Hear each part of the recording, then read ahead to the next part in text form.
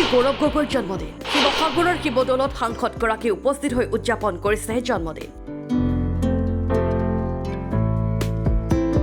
আজি মহাপুৰুষ শ্ৰীমন্ত শংকৰদেৱৰ 456 সংখ্যক তিৰুভাৱ তিথি।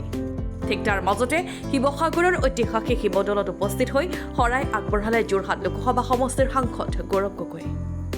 আজি গৌৰৱ গগৈৰ জন্মদিন। জন্মদিনত শিৱসাগৰৰ ঐতিহাসিক শিৱদৌলত বন্তি প্ৰজ্বলন কৰাৰ লগতে শৰাই আগবঢ়ালে গৌৰৱ গগৈ।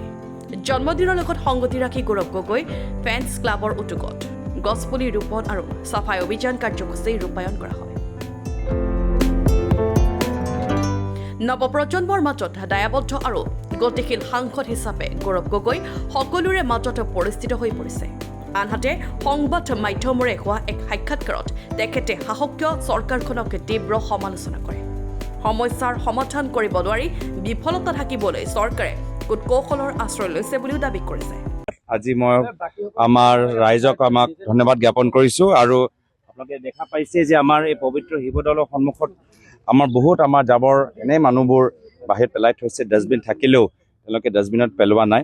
তো আজি আমি এটা বিশেষ কাৰ্যসূচী আমাৰ ফেন ক্লাবৰ সদস্যৰ যোগেদি আমি লৈছোঁ যে চাৰিওফালে য'ত আমাৰ পবিত্ৰ অনুষ্ঠান আছে, গীৰ্জাঘৰ, মন্দিৰ, নামঘৰ, আমাৰ মছজিদ, তাৰ সন্মুখত যিখিনি প্লাষ্টিক বা বিভিন্ন ধৰণৰ জাবৰ আছে, আমি আমাৰ ফেন ক্লাবৰ সদস্যসকলক য'তেই আছে তাতে আমি তেওঁলোকক অনুৰোধ কৰিছোঁ যে আজিৰ তাৰিখত আমি ৰাইজৰ প্ৰতি দায়বদ্ধ হৈ আৰু আমাৰ বিভিন্ন ধৰ্মীয় অনুষ্ঠানৰ প্ৰতি দায়বদ্ধ হৈ তাৰ অনুষ্ঠানৰ সন্মুখত সৰু এটা চাফাই অভিযান আয়োজন কৰিব লাগে। আৰু আজি মই নিজে ইয়াত শিৱদৌলত সেৱা আগবঢ়াই প্ৰাৰ্থনা কৰি আজি সেই কাৰ্যসূচীত আগভাগ লৈছোঁ।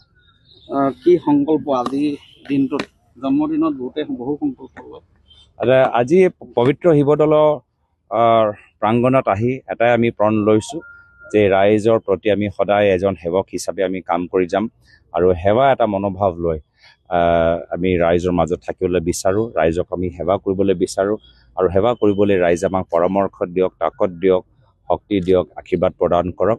আৰু এই যাত্ৰাত, এই ৰাজনৈতিক যাত্ৰাত আমাৰ লোকৰ মাজত যদি ক'ৰবাত ভুল হয়, আমাৰ লোকৰ মাজত ক'ৰবাত যদি অহংকাৰ বা আমাৰ লোকৰ ফালৰ পৰা যদি ক'ৰবাত আমি ভুলতে আমি কিবা এটা পাপ এটা কৰোঁ, তেতিয়া আমাক ক্ষমা কৰক।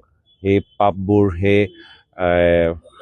সেই ধৰণৰ বেয়া আমাৰ গুণবোৰ আমাৰ পৰা আঁতৰত ৰাখক, সেয়াই মই কামনা কৰিছোঁ। এইখিনিতে এটা প্ৰশ্ন হয় যে দেখা গৈছে শিৱসাগৰ আপুনি যোন স্থানত আছে সেইটো হৈছে ঐতিহাসিক শিৱদৌল, আৰ্কিঅলজিৰ এটা মনুমেণ্ট। কিন্তু শিৱসাগৰ পৰ্যটন হাব হ'ব পৰাকৈ যিখিনি কৰিব লাগে আচলতে বহু কৰা নহ'ল। এতিয়া বিশেষকৈ ধৰ্মীয় পৰ্যটনৰ বিভিন্ন স্থান আছে, ইয়াত ঐতিহাসিক গীৰ্জা আছে, দৌল আছে, দেৱালয় আছে। এইখিনি সংযুক্ত কৰি এখন পৰ্যটন হাব কৰিবলৈ, এটা পৰ্যটন ৱে কৰাৰ কাৰণে দিখৌমুখৰ ৰামখা পীঠৰ পৰা হৰাগুৰি চাপৰি আজানপীৰ দৰগাহলৈকে এখন দলঙৰ প্ৰয়োজনীয়তা সাংঘাতিক ধৰণে মানুহে অনুভৱ কৰে আৰু সেইখন সম্পূৰ্ণ হ'লেই নেচাৰেল পৰ্যটনৰ পৰা আদি কৰি গোটেই কথা বতৰাবিলাক হ'ব। সাংসদ হিচাপে আজিৰ দিনটোত এই বিষয়ে অকণমান জানিব বিচাৰিছোঁ। মই ইয়াৰ পূৰ্বেও অনুভৱ কৰিছোঁ, যেতিয়া মই চৰাইদেউ মৈদামলৈ গৈছিলোঁ, তাত যদিও আৰ্কিঅলজিকেল এটা টীম তাত বহি আছে, কিন্তু তেওঁলোকে বিভিন্ন গৱেষণা কৰিবলৈ হ'লে চেম্পলবোৰ কলিকতা পঠাব লাগে বা বাহিৰত পঠাব লাগে। মানে উত্তৰ পূৰ্বাঞ্চলত যি আমাৰ ঐতিহাসিক আৰ্কিঅলজিকেল যি আমাৰ অনুষ্ঠান, যি গুৰুত্বপূৰ্ণ অনুষ্ঠান আছে, তাৰ ওপৰত গৱেষণা কৰিবলৈও আমাৰ ইয়াত এটা ভাল পৰিকল্পনা ইয়াত নাই। অলপ দিন আগতে মই মাজুলীত গ'লোঁ। মাজুলীতো মই একেহে দেখা পালোঁ, কমলাবাৰী সত্ৰত বহুত পুৰণা আহোমৰ ৰজাৰ সময়ৰ বস্তুখিনি তাত কমলাবাৰী সত্ৰত খুব সুন্দৰকৈ তাত ৰখা গৈছে। কিন্তু আমি ষ্টাডি কৰিবলৈ, গৱেষণা কৰিবলৈ, প্ৰেজাৰ্ভেশ্যনৰ ক্ষেত্ৰত কেন্দ্ৰৰ আৰ্কিঅলজিকেল ছাৰ্ভে অফ ইণ্ডিয়াৰ পৰা যি ধৰণৰ আমি সুবিধা পাব লাগে আমি পোৱা নাই।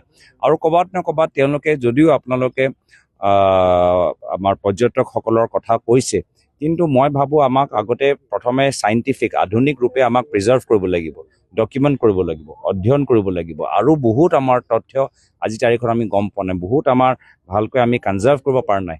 তো পৰ্যটকসকলৰ দৃষ্টিফালৰ পৰা মই নেদেখোঁ নিজৰ বুৰঞ্জী, নিজৰ ইতিহাস আমি আৰু ভালকৈ আমি ধৰি ৰাখিব পাৰোঁ নৱপ্ৰজন্মৰ বাবে। আজিৰ পৰা 100 বছৰ পিছতো যদি আমি এই পৰিস্থিতি আমি পাওঁ, তাৰ বাবে যি ধৰণৰ এটা আধুনিক গৱেষণা আমাক লাগে, চাইণ্টিফিক ৰিচাৰ্চ লাগে, সেইখিনি আজি হোৱা নাই। আৰু নিশ্চয় এই বিষয়ত ময়ো যিহেতু এতিয়া যোৰহাট লোকসভা সমষ্টিৰ সাংসদ, গুৰুত্ব সহকাৰে লৈছোঁ আৰু পৰৱৰ্তী সময়ত আৰু কেন্দ্ৰীয় চৰকাৰ, archaeological survey, department of culture এই ক্ষেত্ৰত মই নিজৰ ফালৰ পৰা অধ্যয়ন কৰিম। Bureau' report, N24 Assam.